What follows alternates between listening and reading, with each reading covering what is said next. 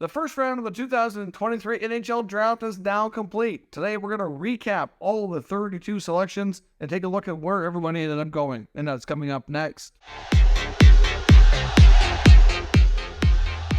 So welcome back to another video here, Top Shelf Hockey. As I mentioned today, the 2023 NHL draft held its first round and we're recapping all of the results. Of course, there's lots of other activity today within the signing world, trade world, and all those other videos are posted on the channel separately. So I certainly recommend and appreciate you checking out all those other videos that have been posted today to keep up with the NHL news. But today, let's recap the 2023 first round selections. Selecting first overall was the Chicago Blackhawks, and there is no doubt at all that they were taking Connor Bedard from the Regina Pats. The first overall selection has been pretty much a done deal for quite some time. Connor Bedard appears to be generational type talent. He can play center. Obviously has a wicked shot. Known for his toe drag release shot. It's a player who's going to be a special player and have an impact right off the bat in the NHL. This guy has a phenomenal career ahead of him, and the Blackhawks were extremely lucky to be selecting first overall. Second overall, we have the Anaheim Ducks. Leo Carlsson is selected second overall out of Sweden. Certainly a little bit of a surprise. I think a lot of people probably expected Fantilli.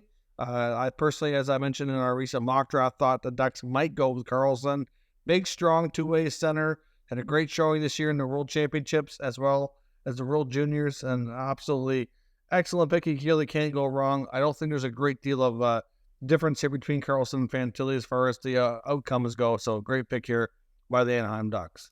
Selecting third overall, we have the Columbus Blue Jackets, and they take another big center from the University of Michigan, Adam Fantilli.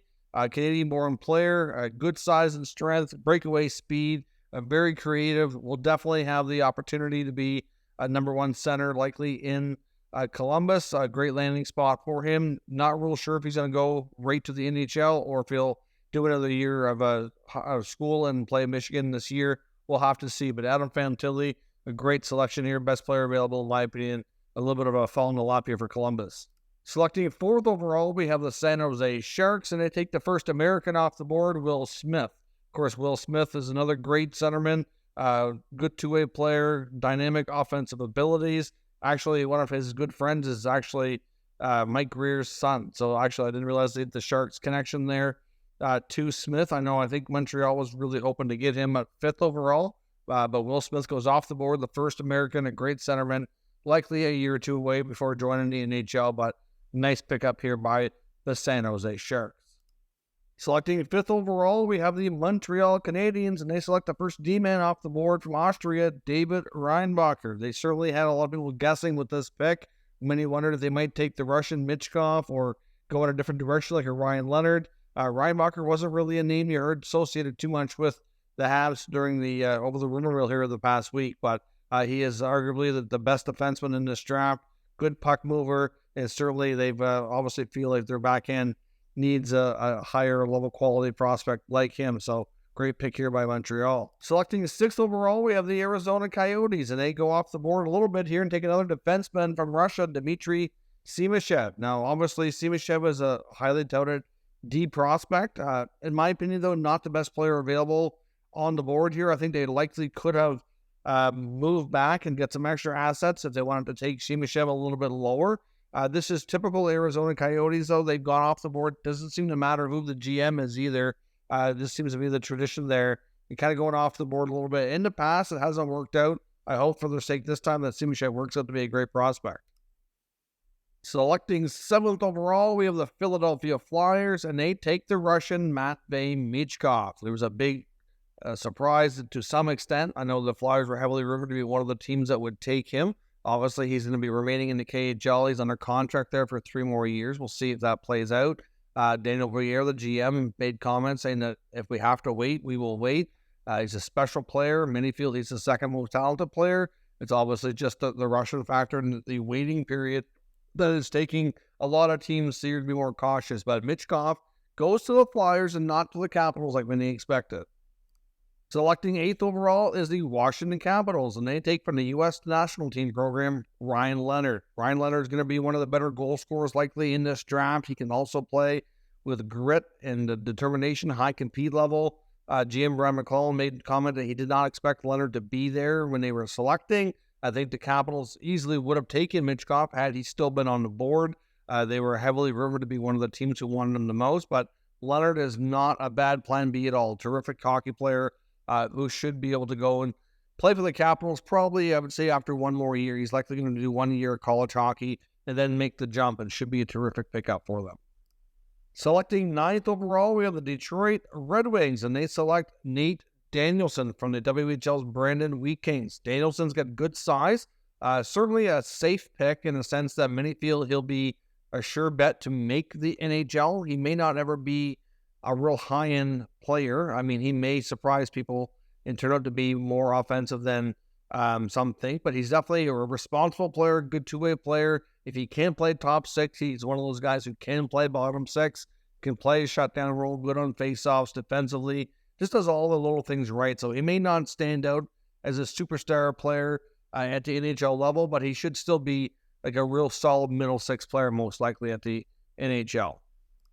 Selecting 10th overall, we have the St. Louis Blues, and they take DALIBER DVORSKY. Dvorsky is a real solid two-way player. This guy should be able to be a real solid NHL player, likely plays in the middle six. Of course, the Slovakian player played in Sweden, moved there as a kid for his family, thought he'd have a better opportunity to develop into hopefully a professional hockey player, which is in the works for him. So the Blues get themselves a real good selection here. At number 10, he likely stays in Europe for at least one more season. Next up, we have the Vancouver Canucks selecting 11th overall, and they take a Swedish defenseman here, Tom Willander, who is arguably one of the top D, a top right shot D, real solid gap control, good defender, good at both ends of the ice.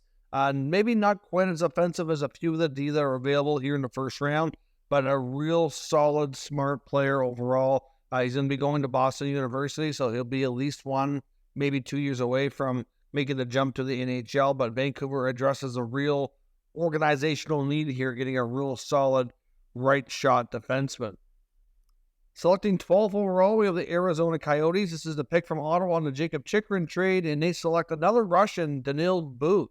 Another surprise pick here from Arizona. Both of their picks here in the first round are players that many had going lower, and I think, again, they might have missed an opportunity to maybe move back, get extra assets, but I guess the other argument here is if they're that high on these kids, that maybe they should just select them. They do have a lot of draft currency as well, so there's not as much incentive to move back and get extra picks, but certainly both of these players are going to be in Russia for a while, which hopefully allows the Arizona Coyotes time to sort out their arena situation before they have these prospects making the jump to North America. Selecting 13th overall, we have the Buffalo Sabres, and they take Zach Benson from the WHL's Winnipeg Ice. This is a bit of a gift for Buffalo. Benson slides in the draft due to a few unconventional picks that a lot of people probably never seen coming. Smaller player, but high compete level, extremely high elite level skill, good speed. This guy is also teammates in junior with Matthew Savoy, who was a high pick of the Sabres last year. They have terrific chemistry, likely play together at the NHL at some point as well. Benson is a real solid gift here for the Sabres. Selecting 14th overall, we have the Pittsburgh Penguins, and the first pick from Kyle Dubas is the president and GM of the Penguins is BRAYDEN YAGER of the Moose Jaw Warriors in the Western Hockey League. We have a bit of a trend here. A lot of WHL players here going tonight. Yager was expected to go somewhere around the middle of the first round. This is a good spot for him. Certainly a player that's highly skilled. He should fit the Penguins mold. Obviously, the Penguins are certainly lower in prospects. I know he's another player who looked up a lot like Sidney Crosby as well. So should be a good spot for him to learn and grow as a player. Selecting 15th overall, we have the home team hosting the draft, the Predators, and they select Matthew Wood, BC-born player. Played in the BCHL, absolutely dominated. Could have played in the Western Hockey League with Connor Bedard. Ended up deciding to carve his own path and go to the University of Connecticut, where he was one of the best players for his age, especially in that level. Matthew Wood has a terrific combination of size and skill. Should be a real good fit in Nashville. Likely plays at least one more year before he turns pro and joins the Predators. Selecting 16th overall, we have the Calgary Flames. Another Western Hockey League pick here, Samuel HONZEK from the WHL's Vancouver Giants. He's a giant of a man himself. 6'4", tall. Obviously, he's a very skilled player as well. Probably draws a little bit of a comparison maybe to like a Tage Thompson. Not to say he's going to be that kind of player, but still just the way he's built and how he plays, I think it's fair to draw some comparisons there. He was higher on many people's draft boards earlier in the year. Had some injuries to deal with, but the Flames certainly are happy they're able to grab him here. He'll join the Flames likely in another year or two after developing. Selecting 17th overall, we have the Detroit Red Wings up for their second pick of the first round, and they take Swedish defenseman AXEL SANDIN PELLIKA. We're not a huge guy, about 5'11", but still a real smart defender, not overly physical, but has a great stick, a great skater, great first pass. Overall, should fit nicely. We know the Red Wings have had a terrific history and success with a lot of Swedish defenders, so certainly a lot of guys in the organization for him to look up to and also mentor with. And this is not a surprise pick at all. I think he'll be a great fit in Detroit. 18th overall, we have the Winnipeg Jets, and they select from the OHL in the Owen Sound organization, Colby Barlow. And Colby Barlow could be a absolute gift and a bit of a draft steal here, in my opinion. Barlow is a player that has tons of character, tons of skill, scoring on a high level at a young age. He was also Scholastic Player of the Year, so obviously a smart kid as well. Great leader, young captain. I think this guy could be a absolute great pickup for Winnipeg, and you just never know, and a potential future captain of this franchise in the future. He'll fit in greatly with some of the other recent top picks and prospects they have in the organization.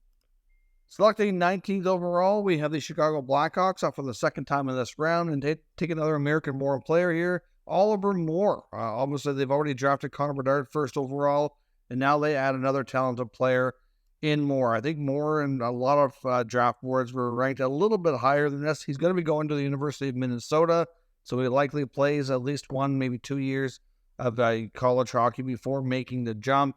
Certainly had a good season last year with the United States National Team Development Program, and really looks to be a real solid player. He's about 5'11", 176 pounds right now, plays center. Likely needs to get a little bit stronger before making the jump to the NHL, but overall, good pick here for Chicago. Selecting 20th overall, we have the Seattle Kraken, and they take Edward Charlet from Czechia. Obviously, this player, similarities in a way to GM Ron Francis, a talented player, highly skilled, some comparison to like a Jonathan Hebrew type in a sense, the way he's built and just the skill level he has. Not saying he's going to be as successful at Superdo, but still a very interesting skilled player here. Hard to say how long he's going to be before he makes the jump to the NHL, but according to Sportsnet's Jeff Merrick, he will be expected to make the jump to North America and join the OHL.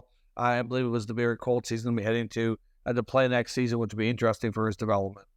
Selecting 21st overall, we have the Minnesota Wild, and they take Charlie Stramel, who did play for Team USA, but will be attending the University of Wisconsin, where he played this past season. Stramel was a bit of a surprise pick here. I think a lot of draft ranking systems had him going a little bit later, most likely in the second round. He's got good size, over 6'3", good size that way, long reach, but the numbers have never really, offensively, that is, really ever been overly high. I'm a little bit surprised. He's a local Minnesota product, but be interested to see how things develop for him, but a bit of a surprise pick here. Selecting 22nd overall, we have the Philadelphia Flyers, and they take defenseman Oliver Bonk from the OHL's London Knights. Almost another second-generation NHL player. Father Radek Bonk was a high selection, had a long career with the Ottawa Senators. Obviously, also a defensive specialist as well. Bonk, not a huge guy, but a real solid defenseman. Plays a physical style of game as well, so he should fit in with the style of game that you typically and historically have seen from the Philadelphia Flyers. Obviously, with the Flyers getting a high pick in MICHKOV earlier, take the defenseman this time. Overall, real good selection. The 23rd overall selection is held by the New York Rangers, and they take Gabriel Perreault from the United States National Team Development Program. This could be a real steal. Another, again, the son of a former NHL player, Yannick Perreault, versus brother Jacob, part of the Ducks organization. This guy is a playmaker extraordinaire, broke all kinds of records, even records set by Austin Matthews in this program. This guy, I'm surprised, did not go higher. I really thought he would possibly end up in the 10 to 15 range. Perot has a ton of skill here. This is going to be a real awesome selection here for the New York Rangers. Selecting 24th overall, we once again have the hometown team, the Nashville Predators, and they take a defenseman this time, Tanner Molendyk of the WHL Saskatoon Blades. Molendyk is a smooth skating offensive defenseman. Obviously, with their previous pick, they took a big forward, Matthew Wood, so obviously getting a bit of a well-rounded pick here, but Molendyk's a solid pick. Obviously, a lot of defensemen have already gone on the draft, but a good pick up here for the Nashville Predators. 25th overall, we have the St. Louis Blues with their second first-round pick, and he select out of Sweden, Otto Stenberg, a Swedish player, plays center. He's a good character player, has been a captain multiple times throughout his young career here so far. Certainly, like I said, a good hardworking two-way player. I know some draft ranking systems had him a bit lower. I know some thought he might be more of a second or third round pick, but certainly the Blues really like Stenberg here. It could be a good fit to their organization. Probably doesn't have the high-end potential some of these guys do. Probably more of a middle six player. The next pick, 26th overall, we have the San Jose Sharks, and they have selected from the OHL Sudbury Wolves, Quentin Musty. Musty's a player who's had a pretty good solid season, putting up 26 goals and 78 points for the Sudbury Wolves this past year. American-born player, already has good size, 6'2", 190 pounds, plays on the left wing. Certainly not afraid to put up some physical play and always at the same time be able to contribute offensively. So certainly for the San Jose Sharks, this is another good selection to add to their prospect pool. Selecting 27th overall, we have the Colorado Avalanche, and they'll take Callum Ritchie from the OHL's Oshawa Generals. So a real good selection here. Another player who I thought might go a little bit higher. Very talented offensive player. Good size and strength. Obviously plays a power forward type of game. Callum Ritchie should be a real good fit in the Avalanche lineup. He's about 6'2", 187 pounds. Had a real solid year in Oshawa. Played through a pretty significant injury as well, and still put up solid numbers, being a point per game player in his draft year. Next up at 28th overall, we have the Toronto Maple Leafs, and they select another player from the London Knights, Easton Cowan. Now, Cowan, this is a little bit of a surprise pick. Obviously, a player that was ranked a lot lower than where he's actually selected. A lot of draft ranking services had Easton Cowan anywhere from highest maybe second round, but a lot of them are third round, even into the 70s and 80s overall here. So a little bit of a surprise selection here by the Toronto Maple Leafs. Up next, the St. Louis Blues, 29th overall, their third first-round selection. This time they take a defenseman out of Sweden, Theo Lidstein. Lidstein might be one of the better, if not, maybe top two defenders in the draft. Overall, like a real solid top four defenseman. Not going to be a ton of offense out of him, but he does a lot of the little things well defensively, and will be a real kind of mainstay on the blue line. I think he has a real solid potential to be like a top four long-term for St. Louis. So surprised they made all three selections, didn't make any trades, but considering he was available to them, I think they're happy here to take this player. Selecting 30th overall, we have the Carolina Hurricanes, and they're selecting Bradley Nadeau from the BCHL. Nadeau's actually a New Brunswick-born player. Plans to attend the University of Maine, which is a lot of players end up going through the BCHL if they're planning to do a year of junior hockey in Canada, followed by U.S. college hockey. Terrific player, highly talented kid. Going to have a chance to play with his brother as well, which he did in the BCHL and also the University of Maine. A great selection here by the Hurricanes. Selecting 31st overall, we have the Colorado Avalanche, and they're taking a Russian defenseman, Mikhail Gulyayev. So obviously they love mobile, good skating defenseman with an offensive upside in Colorado, and he's going to be another one to add into that mix. To me, this is a bit of a steal here, to be completely honest. I thought he might go a little bit higher here in the draft. For the Avalanche, they have two late picks. Like they have here at 27 or 31 to walk away with Callum Ritchie in this defenseman. An absolute coup here for the Avalanche. With the final and 32nd pick of the NHL's first round, we have the Vegas Golden Knights, and they will select Swedish centerman David Edstrom. Edstrom is a great size, 6'3", almost 190 pounds. Obviously played in Frölunda, Sweden.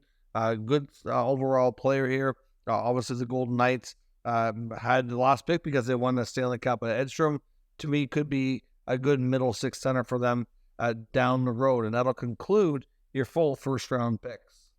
So that is your full complete recap of all 32 selections and the 2023 NHL Draft's first round. Let me know your thoughts on the selections. And again, of course, there's lots of other signings and trades that happened today as well. Certainly check out all the other videos that have been posted to the channel today to keep up with all the latest news. And of course, if you're new to this channel, make sure you subscribe and stick around. There'll be plenty more action for the draft tomorrow. Lots of other trades, signings, etc. as we approach NHL free agency. This is your place to be to get caught up on all your NHL news. Thanks for watching, and I'll catch you next time.